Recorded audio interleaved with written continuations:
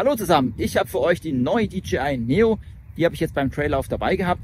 Ich möchte hier die Drohne in der Praxis testen, das heißt also, ich zeige es euch beim Laufen und später auch noch beim Radfahren, wo dann die Grenzen liegen, was die Drohne kann. Ich möchte euch auch die verschiedenen Modis zeigen, die sie hier anbietet und natürlich dann die Aufnahmequalität.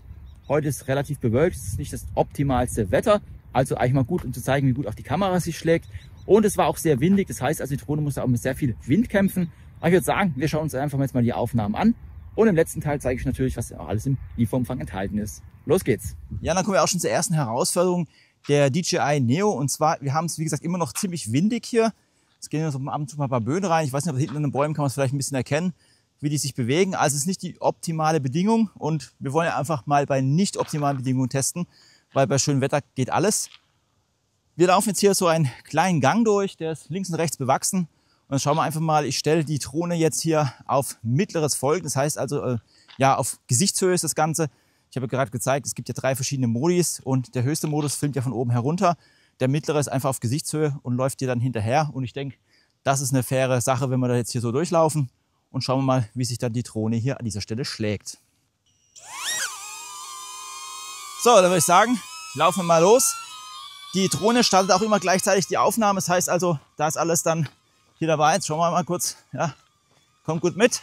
Ist kein Problem. Ich laufe hier mein normales Jogtempo. Also jetzt nicht langsamer oder besonders schnell, sondern ganz normal, wie ich hier hochlaufen würde. Und es kommen hier so ein paar Engstellen, aber ich denke, das sollte hier für die Drohne kein Problem sein, dass sie das Ganze aufnimmt. Wir laufen jetzt hier gleich auch eine Kurve rein. Und dann schauen wir mal, wie sie da rumkommt. Und es gibt hier auch gleich, ja, einen Baum. Mal gucken, ob sie da gut durchkommt. Uiuiui. Ja, hat sie gemeistert. Sie steht jetzt auch auf der mittleren Stufe und das scheint ja kein Problem zu sein. Perfekt, das hat schon mal gut geklappt. Würde ich sagen, gehen wir zum nächsten Spot. Ja, dann kommen wir zu der nächsten Herausforderung. Und zwar habe ich jetzt hier eine dunkle Passage. Hinten dran wird es hell. Das heißt also, hier gibt es dann auch verschiedene Lichteffekte, beziehungsweise die Kamera hat ja hier eine Erkennung. Einerseits möchte ich mal gucken, wie die Bildqualität ist, wenn es ein bisschen dunkler wird. Soll ja jetzt nicht so berauschend sein, aber das werden wir gleich selber sehen. Und natürlich, wie die Drohne hier mit Lichtwechsel umgeht, hell, dunkel, ob dann auch soweit das Bild passt, also ob die Anpassung passt und natürlich, ob dann hier die Verfolgung auch wunderbar passt, wobei ich denke, die Verfolgung sollte passen. Wir haben jetzt hier ringsrum einen Baumbewuchs, das heißt also, oben ist auch alles dunkel und wir sehen hier, der Wind geht auch ein bisschen durch. Dann schauen wir mal, was die Drohne hier leistet. Gleicher Modus wieder, wir machen jetzt wieder die mittlere Einstellung und den Folgenmodus. Ja, dann laufen wir jetzt mal los. Wir laufen jetzt hier schön in den Wald rein. Wir sehen jetzt hier auch schon, auf der Ace Pro wird es dunkel. Und hier hängen auch so ein bisschen Bäume runter, beziehungsweise Zweige, Äste. Und dann schauen wir mal, wie sich die Drohne hier schlägt. Vor allem, wie dann das Bildmaterial aussieht. Da wisst ihr jetzt schon mal mehr als ich. Ich laufe jetzt auch wieder im normalen Jogging-Tempo nach oben. Das heißt also auch keine Beeinflussung irgendeiner Art. Und hier hängen auch dann, ja, sie macht es aber scheinbar ganz gut. Könnt ihr in der Kamera bestimmt auch sehen, wie da die Bäume runterhängen. Oh, eine schwere Passage hier. Ja, oh, gerade so. Hat sie gut gemeistert. Und auch das hat jetzt sehr gut geklappt. Also die Lichtwechsel haben jetzt auch kein Problem verursacht. Sehr schön. Ja, ich stehe jetzt hier auf dem Freigelände. Es ist jetzt ziemlich windig. Ich habe mich jetzt extra mal hier auf den Acker gestellt, falls die Drohne runterfällt, damit es jetzt nicht so arg beschädigt wird. Wir haben jetzt hier eine App, mit der ihr das Ganze natürlich nutzen könnt, die DJI Fly App. Ihr habt es bestimmt schon mal in anderen Videos gesehen. Ich will euch einfach mal zeigen, was ihr damit machen könnt. Ich habe jetzt den Controller nicht dabei. Laut EU-Verordnung müsst ihr ja in der Lage sein, die Drohne auch zu steuern zu können, also beziehungsweise hier direkt einzugreifen. Am besten geht es natürlich mit dem Controller. Mit dem Handy ist ebenfalls die Möglichkeit, das Ganze zu steuern. Ich werde jetzt hier die verschiedenen Modis einstellen, was man hier so machen kann. Wie gesagt, ich hoffe, die Drohne kriegt es halbwegs hin. Wenn wir dann jetzt hier mal auf Fliegen gehen, können wir auch ganz gut sehen. Wir bekommen einmal die Übersicht der Kamera. Also wir sehen oben dann, ja gut, die Drohne liegt hier gerade in der Wiese, deswegen sehen wir hier einen Grashalm. Aber du kannst theoretisch die Drohne auch über die App starten und du kannst, wie gesagt, die Drohne auch darüber steuern, falls du dann hier eingreifen musst. In den Einstellungen könnt ihr dann hier die verschiedenen Modis einstellen. Wir haben jetzt zum Beispiel das Folgenmodus, das wir gerade angeschaut haben. Hier gibt es dann 3 Stück, das ist niedrig, flach und hoch. Hier habt ihr dann aber auch die Option, ja, entsprechend dann auch nochmal nachzujustieren. Das heißt also, du kannst in die Steuerung reingehen und hier nochmal die Drohne etwas höher oder niedriger setzen, je nachdem, wie du das Ganze dann hier brauchst. Wir gehen jetzt aber auf den nächsten Modus, und zwar Droni-Modus nennt sich das Ganze. Ihr seht im Film dann auch immer, was das alles hier macht. Wir sind jetzt hier 4 Meter Abstand ist das Maximum. Ihr könnt dann bis zu 10 Meter rausgehen. Aber wie gesagt, ohne Steuerung würde ich das nicht empfehlen. Ich betone es immer wieder. Wir sind in der EU, haben EU-Verordnungen und da müsst ihr ein bisschen aufpassen, was ihr macht. Sonst habt ihr dann nachher ein Bußgeld an der Backe. Und wir können auch sehen, hier Flach- und Aufstieg. Also wir können hier auch verschiedene Modis auswählen, was dann hier dann gemacht werden soll. Und das führen wir uns einfach mal durch. Und ganz vergessen zu erwähnen, wenn ihr die Modi hier auf der DJI-Drohne durchgeht, dann wird das hier auch auf dem Handy umgestellt. Das heißt also, du siehst dann auch mal direkt, welcher Modus ausgewählt ist und kannst den hier nochmal in den Einstellungen direkt anpassen, bevor du das dann hier startest. Ja, dann würde ich sagen, dann starten wir den Drohnen-Modus. Ich habe es jetzt auf steigend und 4 Meter eingestellt. Dann schauen wir mal, was die Kamera hier so macht.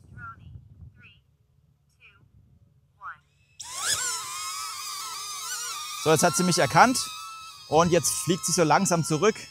Ich winke euch mal. Und der Fokus ist immer auf mir. Und so könnt ihr halt schöne Aufnahmen machen, könnt auch ein bisschen gegenlaufen. Und halt, wenn ihr dann so schöne Impressionen machen wollt, ist das auf jeden Fall hier ohne Probleme möglich. Gerade in der Berglandschaft, glaube ich, bietet sich das wirklich sehr gut an. Und ihr müsst einfach nur wieder die Hand ausstecken und dann seht ihr hier die Drohne. Ja, sie kämpft ein bisschen mit dem Wind, kommt dann an. Na, ihr seht aber, es ist dann nicht immer so ganz optimal. Kommt sie runter, perfekt und gelandet. Der nächste Modus, den wir haben, ist dann Kreisen. Auch hier könnt ihr dann einstellen bis zu 20 Meter. Wir werden das jetzt hier auf 4 Meter begrenzen. Das ist jetzt hier so, ja, das, was ich hier machen kann mit den Weinbergen. Ihr müsst immer bedenken, wenn die Drohne sowas macht, also ein Kreis fliegt, sie hat keine Sensoren an der Seite. Es gibt wirklich die Sensoren unten, um die Hände zu erkennen, aber nicht so wie die DJI 4 Mini Pro, die ja auch hier hinten und vorne Sensoren hat, gibt es das hier an dieser Stelle hier nicht. Dann würde ich sagen, dann starten wir dann auch jetzt mal hier entsprechend hier mit dem Kreisen. Ja, und auch hier drücken wir jetzt einfach wieder auf die Taste. Dann ist das Ganze hier auf Circle, also der Text ist hier komplett auf Englisch. Und dann legen wir jetzt mal los. Oh, ich habe noch einen Akku. Ich sollte mal kurz den Akku wechseln. Moment. Ja, das Gute am Fly More Kit ist auch, dass ihr halt mehrere Akkus habt. Ich habe jetzt hier 3 Stück und ihr könnt einfach ganz einfach den Akku hinten wechseln. Ihr drückt da drauf und dann ja, ist das hier auch schon entsprechend erledigt. Wir sehen hier ganz kleine Akkus. Die Drohne ist auch wirklich sehr leicht. Das ist eine C0-Drohne. Das heißt also, ihr braucht auf jeden Fall hier keinen Drohnenführerschein, um die ganze Drohne hier zu fliegen. Aber ihr braucht auf jeden Fall hier vom Luftfahrtbundesamt die Zulassung, beziehungsweise müsst ihr das einreichen. Das ist die Voraussetzung, dass ihr hier in Deutschland hier die Drohne fliegen dürft oder in Europa. Es ist keine Spielzeugdrohne, wir haben hier eine Kamera verbaut, auch wenn diese hier als Spielzeugdrohne wirkt und ich gerade auch meinen Heidenspaß mit habe. So, und los geht die Reise. Sie nimmt erstmal Abstand von mir, das heißt also, sie fährt jetzt erstmal ein Stück zurück. Und der Wind ist auch überhaupt kein Problem, auch die Böen nicht. Man hört es ab und zu mal an den Rotoren, dass die dann kämpft. Aber wir sehen jetzt hier wunderbar die Circle-Aufnahme gemacht, beziehungsweise Kreisaufnahme.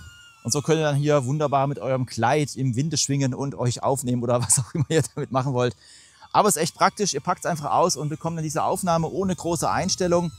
Kurz in der App das ein bisschen eingestellt und dann geht es auch schon direkt los. Beziehungsweise wenn es defaultmäßig eingestellt ist, könnt ihr einfach durch die Modis gehen und dann werden die defaultmäßigen Einstellungen genommen, die dann hier entsprechend vorhanden sind.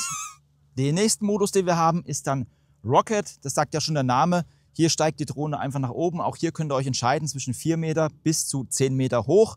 Auch hier machen wir heute jetzt den kleinen Abstand, also 4 Meter gehen wir hoch.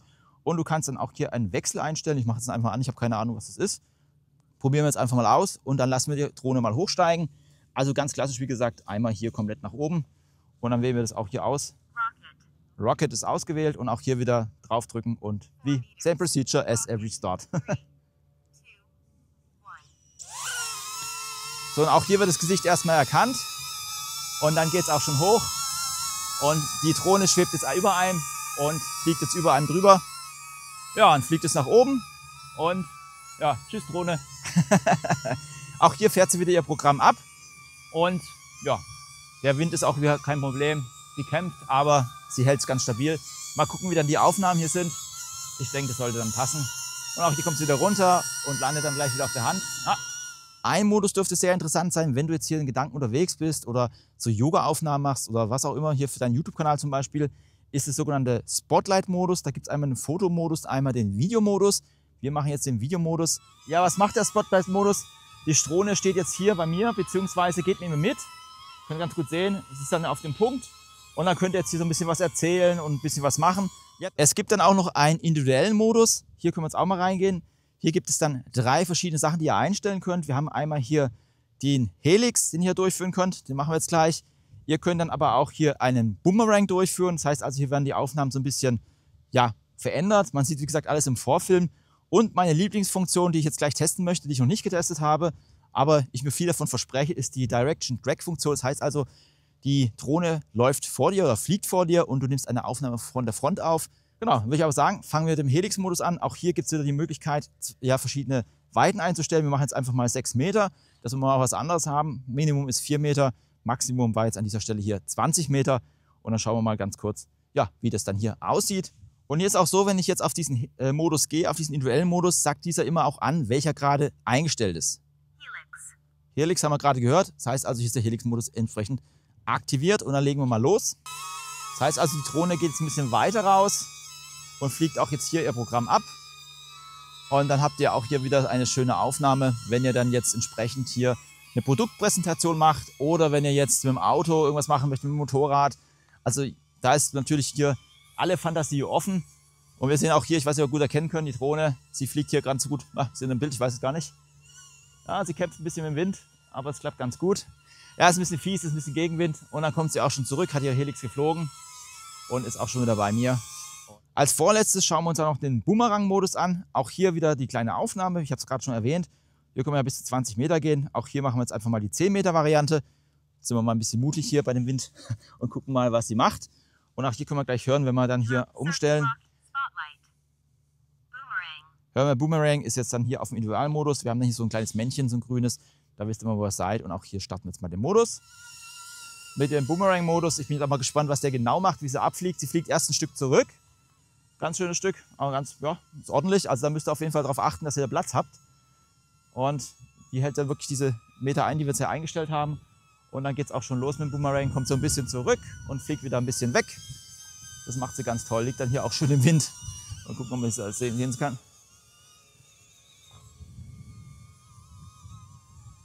Ja, und da ist sie auch schon richtig flott unterwegs. Und ja, jetzt ist sie beendet und dann kommt sie auch schon wieder zurück. Und dann haben wir den Boomerang-Modus auch schon an dieser Stelle beendet. Aber ihr seht immer, ich weiß nicht, ob man es gut in der Kamera gerade gesehen hat. Ups. Ah, komm her. Jetzt. Ich weiß nicht, ob man die Kamera gerade gut gesehen hat. Sie ist auch wirklich so richtig schief im Wind gelegen. Also sie legt sich dann auch richtig rein, neigt sich rein. Hier ist ja das Problem, dass wir an diesem Gimbal nur ein einseitiger Gimbal haben. Das heißt also, er geht nur von oben nach unten. Links und rechts ist an dieser Stelle nicht dabei. Das heißt also, es muss alles dann hier per Software rausgerechnet werden, damit ihr hier auch wirklich ein stabiles Bild habt.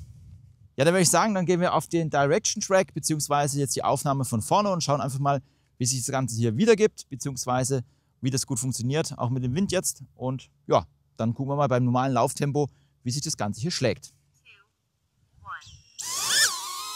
So, und auch hier ist wieder das Thema, dass wir ja hinten keine Sensoren haben. Das habe ich ja gerade schon erwähnt. Und dann laufen wir jetzt mal los. Machen wir erstmal ganz gemütlich. Laufen jetzt hier eine 1120er Pace, 57, also noch langsam. Das Problem, dass die hier gerade sehr nah an den Maisfeldern unterwegs ist. Uiui, das könnte auch schwierig werden. Da kommt jetzt gleich ein Schild. Oh, ich traue dem Ganzen nicht. Ah doch, hat wunderbar funktioniert. Ich sehe jetzt auch gleich das Schild hier. Genau, und dann geben wir mal ein bisschen Gas hier.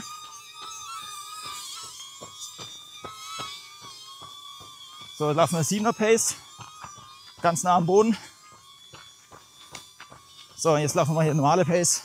Ja, jetzt laufe ich eine 520er Pace. Das ist so mein durchschnittliches Tempo, 5,15. Bekommt sie ganz gut hin. Könnte man vorstellen, bei 4er Schnitt könnte es Probleme geben. So schnell bin ich aber nicht. Aber doch, läuft ganz gut. Kann mich nicht beschweren. Ja, jetzt machen wir den gleichen Modus nochmal. Und jetzt bin ich ein bisschen im Gegenwind. Also ich bin gerade mit dem Wind gelaufen. Jetzt laufe ich mal ein bisschen gegen den Wind. Mal gucken, wie es das hinkriegt. Und ich habe jetzt hier auf weit und hoch gestellt. Das heißt also maximale Entfernung. Gerade eben stand es auf Medium und flach oder mittel. Ich kann mir nie merken, wie das heißt. Also das mittlere. Und jetzt haben wir, wie gesagt, auf weit und hoch. Es ist auch alles auf Freigelände. Das heißt also, hier gibt es natürlich keine Herausforderung für die Drohne. In dem Sinne, was passieren kann. Und jetzt sind wir weit und hoch und, oh, Maisfelder. Uiuiui. Ah, es langt noch.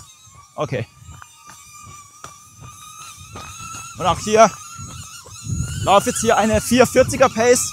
Und die Drohne kämpft jetzt wirklich. Sie kämpft mit dem Wind. Und ich bin mal auf die Bilder gespannt. Hier gibt jetzt echt Gas. 530er Pace, aber es ist auch echt wirklich fies. Ich habe jetzt hier wirklich nicht die optimalsten Bedingungen ausgesucht. Also es ist wirklich schon ein Extremtest hier. Aber sie fliegt sehr gut mit. Und ja, würde ich sagen, ja, das Stückchen langt. Hat sie jetzt gezeigt, was sie kann. Und auch hier streckt er einfach wieder die Hand raus. Dann bleibt die Drohne stehen. Sollte eigentlich stehen bleiben. Macht sie jetzt aber nicht. Finde ich jetzt nicht so toll. Hallo? Stopp. Ja, also ich mache hier so den hier. Und normalerweise müsst ihr das jetzt hier erkennen. Ah, jetzt hat es funktioniert. Also es ist nicht immer zuverlässig. Jetzt geht es hier runter und landet. Also ihr könnt euch da nicht drauf verlassen, dass nur die Gestensteuerung funktioniert. Ihr müsst da wirklich gucken, dass ihr dann auch einen Controller habt, beziehungsweise dann auf dem Handy dann auch da eingreifen könnt, wenn irgendwas ist, weil sonst ja, kann was passieren. Und dann haftet ihr dafür und seid dann auch schuld. Ja, jetzt habe ich doch noch eine fiese Stelle gefunden. Ich habe es noch nicht geschafft, dass die Drohne irgendwo hängen bleibt.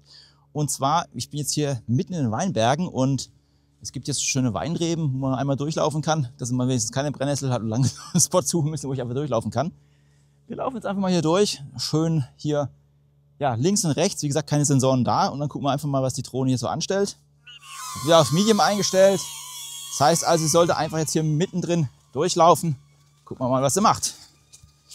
Und ich laufe natürlich wieder hier normale Geschwindigkeit. Wir sind jetzt hier bei 520er Pace. Und einmal durch die Reben. Aber ich höre sie nur, aber es klingt gar nicht so schlecht. Das heißt also, sie scheint es auch ganz gut hinzukriegen. Einmal hier durchzulaufen, also schon ein ganz schönes Stück. Bin echt begeistert, was die Drohne angeht.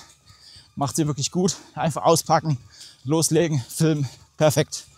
So, prima, ohne Probleme. So, wir werden jetzt den Direction Track nochmal hier in den Reben machen. Das heißt also, die Drohne fliegt vor mir. Ich habe es auf weit und hoch eingestellt. Das heißt also, maximale, was geht.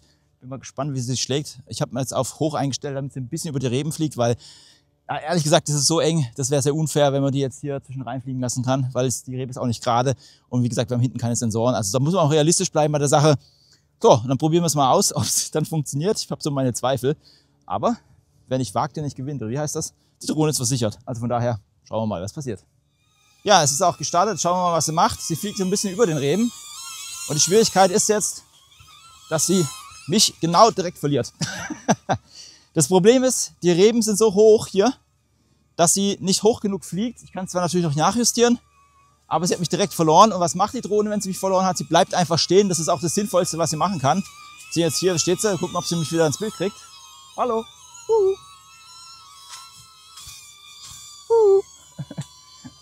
Ja, jetzt fliegt sie weg. Kommst du mit? Nee, will nicht. Hallo. Okay, also so viel dazu. Das hat schon mal nicht funktioniert. Aber das ist auch wirklich sehr schwierig. Mal gucken, ob sie sich da erkennt. Hallo? Nein, will nicht mehr. Ich hole es mir mal. Und ja, dann schauen wir mal, wie es beim anderen aussieht. Ja, jetzt hat sie mich wieder im Direction-Modus erwischt. Das heißt also, sie läuft jetzt auch wieder weiter. Jetzt probieren wir es nochmal. Das heißt also, die Gesichtserkennung hat mich wieder erkannt, beziehungsweise hat mich gesehen und führt es weiter. Und das funktioniert jetzt ganz gut, aber es liegt auch daran, dass es nicht drüber fliegt. Also eine heikle Sache hier. Es geht, aber tatsächlich, ja. Man muss nur Glück haben. Wenn die Reben nicht hoch genug sind, fliegt immer so knapp da drüber. Und so bekommen dann auch schöne Aufnahmen hier gezeigt. Also das heißt, es kann mal sein, ihr müsst dann auch mehrfach die gleiche Sache machen, um hier die Aufnahmen zu bekommen. Gut, dann würde ich sagen, holen wir sie zurück.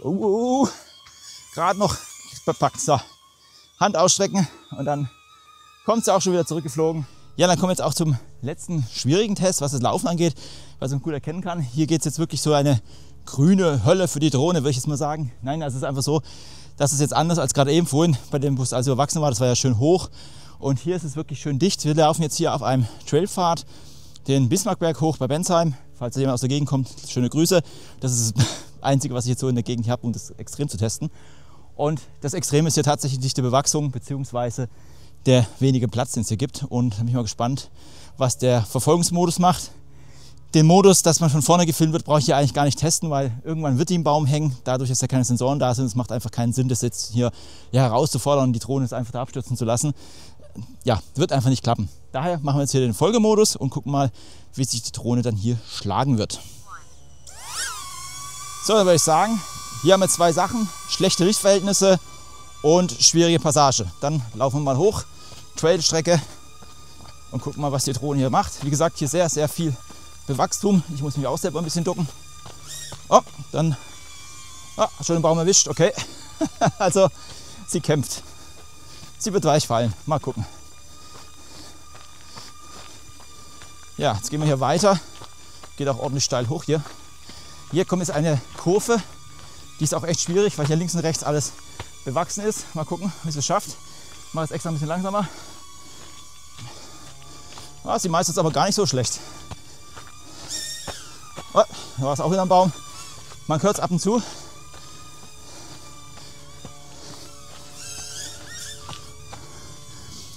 Sie bleibt nur wieder hängen, stürzt aber nicht ab. Aber jetzt hat sie mich verloren. Ja. Und jetzt geht sie auch runter. Sie landet sogar direkt. Hier kann man sehen. Ja, sie ist sogar direkt runtergegangen, ist nicht mehr abgestürzt. Und ja, sieht soweit so gut aus. Und probieren wir mal hier ein Stück zu starten. Schauen wir mal. Alle guten Dinge sind 3. Es ist so eng hier, dass es sogar starten schwierig ist. Zumindest ganz hoch, wenn wir mal kommen. So, dann gucken wir jetzt nochmal Teil 2. Laufen wir jetzt hier weiter hoch.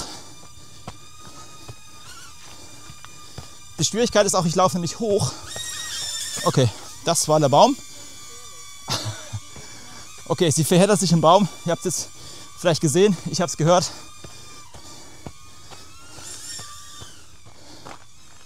Und sie landet wieder. Also sie geht dann immer runter, wenn sich ein Baum verfängt.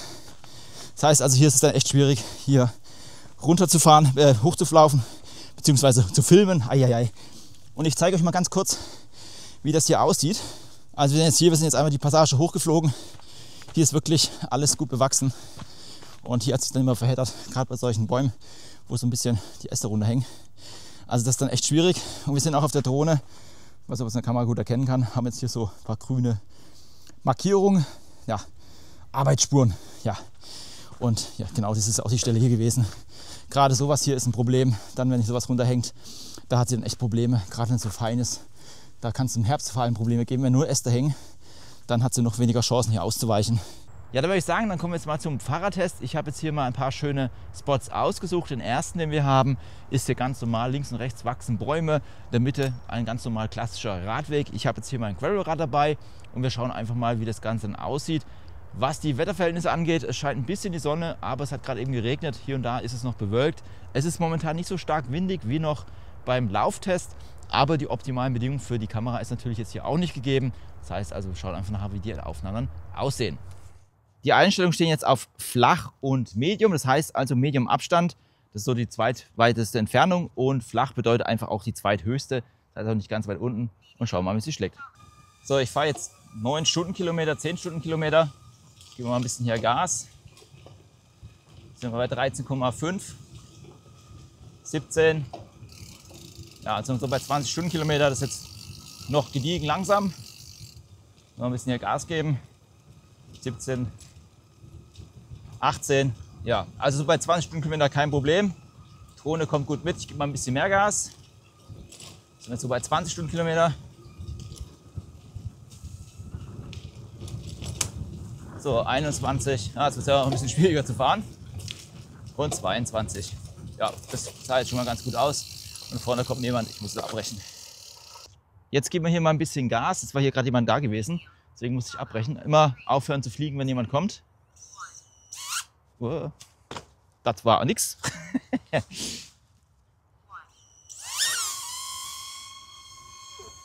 So, und dann nächster Versuch. Und jetzt geben wir mal hier ein bisschen Stoff.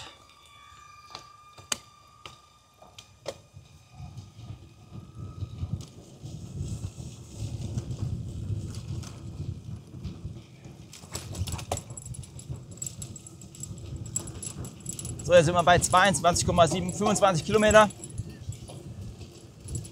27, 26, 27. Ich höre es ja nicht mehr. 22,5. Oh. Und ich kann es nicht mehr hören. Ja, sie ist stehen geblieben. Vernünftige Drohne. Ich weiß nicht, ob man es jetzt da sehen kann. Jetzt hat sie mich gefunden, jetzt kommt sie. Ja, hallo, grüß dich. Ja, sie kommt wieder zurück, aber sie ist stehen geblieben, das hat sie gut gemacht. Und hat auch so eine richtige Höhe, ja, dass auch jemand durchlaufen kann, Radfahren kann. Also perfekt. Ja, würde ich sagen, machen wir weiter. Ja, da würde ich sagen, dann kommen wir mal zur direkten Aufnahme, Direction Track. Also hier, die Drohne fliegt vor mir und nimmt mich beim Radfahren auf. Schwierigkeit hier ist, wir haben ein bisschen Gegenlicht, also gegen die Sonne. Ich bin mal gespannt, wie die Drohne das hinbekommt. Das ist alles schön hier frei. Also ihr seht hier, der kann so schön fliegen. Gucken einfach mal, wie sie sich da schlägt.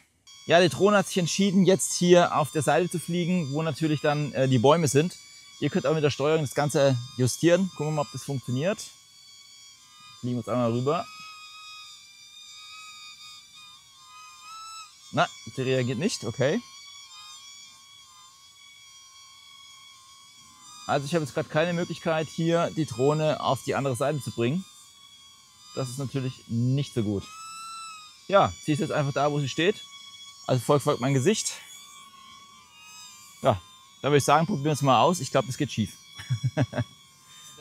Ja, jetzt versuchen wir nochmal den Direction-Modus. Ich war jetzt hier gerade, wenn wir hier unten schauen, da geht die Sonne unter. Mit Gegenlicht kann die Kamera nicht so gut. Hat die Verfolgung nicht so gut funktioniert. Jetzt probieren wir es einfach hier mal hier so ein bisschen schattiger und die Drohne hat auch Platz zu fliegen. Das heißt also, das sollte eigentlich funktionieren. Ja, ich habe den Direction Track jetzt gestartet und wir sehen hier, die Drohne fliegt jetzt gerade hin und her. Ich weiß nicht, ob man es gut erkennen kann. Ich versuche jetzt mal hier mal eine gute Aufnahme zu kriegen. Gib mal ein bisschen Gas. Aber hier sind sehr viele Bäume. Schauen wir mal, wie sie es dann schlägt. Wir fahren jetzt hier 13 Stundenkilometer. Also sehr human. Jetzt gehen wir wieder hoch auf 20. Mal gucken, ob sie das mitmacht. 15. So, jetzt kommen hier so ein paar Bäume. 17,7. Und jetzt fahren wir mal hier hoch auf die 20. Und ja, so bis 15 Stundenkilometer funktioniert es. Dann hat sie jetzt hier auch dann tatsächlich hier mich verloren. Und ja, ich höre sie jetzt aber hinten kommen. Verfolgt mich wieder. Das heißt also, Direction Track so etwa, ja, so 12, 13 Stundenkilometer könnt ihr fahren. Und dann ist es für die Drohne schon wirklich schwierig, dass sie dann euch noch hier mit auf dem Bild hat. So, dann holen wir sie wieder zurück. Ah, will nicht. Na komm. So, jetzt. Ja, kleines Fazit beim Radfahren. Direction Track hat gut funktioniert bis zu 20 Stundenkilometer. Ich würde ja sagen, so 17, 18 ist ideal, maximal. Und bei Direction Track, also hier von vorne, wenn sie euch im Rad filmt, dann eher 10 Stundenkilometer. Da ist es optimal. Also für Impressionen ist es okay. Aber wenn du jetzt hier dich schnell im Wind filmen möchtest, dann wird es schon etwas schwieriger. Aber ich denke, dafür für den Preis ist es halt auf jeden Fall ganz gut. Ja, ich wollte euch im ersten Teil einfach mal Ausschnitte zeigen, wie man die Drohne jetzt auch wirklich verwendet. Das heißt also bei einem ganz normalen Lauf, ich bin jetzt eine Strecke gelaufen, die ich jetzt auch öfters laufe, bei dem man das Ganze nicht verwendet. Ich hätte natürlich noch viel mehr Tests machen können, wo das Ganze dann abstürzt, wo man weiß, dass die Drohne es auf jeden Fall nicht schaffen wird, weil sie hat ihre Grenzen. Dadurch, dass sie hier links und rechts, beziehungsweise vorne und hinten keine Sensoren hat, hat sie natürlich einen Nachteil gegenüber einer Mini 4 Pro zum Beispiel, die natürlich hier alles mit Sensoren abdecken kann. Also das muss man auf jeden Fall immer im Hinterkopf bewahren, dass die Drohne halt wirklich nur dafür gedacht ist, um hier schnell mal eine Szene aufzunehmen, um hier ein paar Impressionen einzufangen oder vielleicht für dein YouTube-Video eine B-Roll-Aufnahme durchzuführen oder dann auch für TikTok. Wobei man sagen muss, eine vertikale Aufnahme wird jetzt nicht unterstützt. Also es gibt hier nur die Standardaufnahme. Wir haben ja auch nur ein Einwege-Gimbal. Aber ich denke, der Eindruck hier war schon mal ein sehr guter. Was vor allem auffällt, ist dann bei Dunkelheit, beziehungsweise wenn es dunkler wird, dann ist in der Standardeinstellung, ich habe die Drohne ausgepackt und direkt losgelegt, also ich habe nichts umgestellt, was die Kameraeinstellung eingeht, ist dann manchmal etwas kriselig, das heißt also das Bild ist nicht so ganz optimal. Gerade bei Dämmerlicht kann es etwas schwieriger werden, aber wenn du hier, ja, ich hätte bewölktes Licht gehabt, da hat es auch halbwegs gepasst, oder natürlich bei Sonneneinstrahlung hast du ja das optimalste Bild. Auch was hier die Verfolgung generell angeht, ihr könnt ja hier verschiedene Abstände einstellen.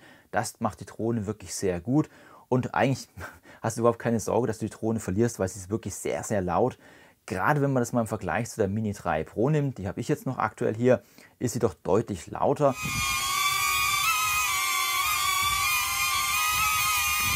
DJI bietet ja hier zwei Möglichkeiten an, wie du die Drohne kaufen kannst.